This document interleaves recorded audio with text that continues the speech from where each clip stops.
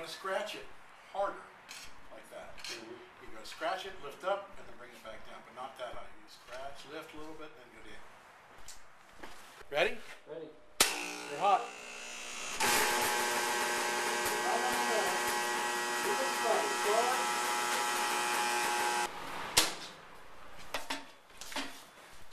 Now you're actually going to be pretty impressed, I think. A lot of good things and bad things about this weld. But this is wonderful for your first weld. Fairly decent to start with, and then see you've got a long, you're moving too fast, and I told you to slow down.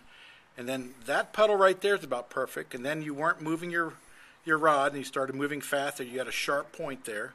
Now you slowed down, and then you just kind of stuck in one spot for a little bit. Then you moved a little bit, and that's that rod disappearing as you're trying to move. And I'm forgetting to. Now, the important thing to look at here, though, you did some really good things here. See your temp line on the other side here? That shows you got good penetration. That's what you want. Because that's burnt carbon out here, metal carbon. Almost too hot here, you can see it, but you can still see the ring, so you're okay. This, you went up, you went way out. That's when you were kind of way, you were that far from the metal in places. But then you did really good. You slowed down like you're supposed to. Then you would jump, and then you'd move good. Really pretty through here. You stayed in one spot too long. But those are good welds. Circle determines the width of your weld. And you want to make your circle as big, but very slow, because that red puddle that you see in there, you have to move that puddle. And that's what makes your weld. You can see it. You can almost, like, as you pull. Remember, it's scratch, lift, and then back in. You tell me when you're ready. All right, let's go for it. All right, striking.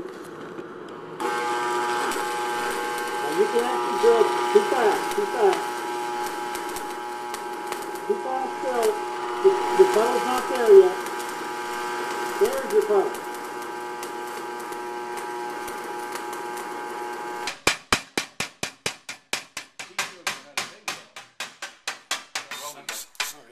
Not bad.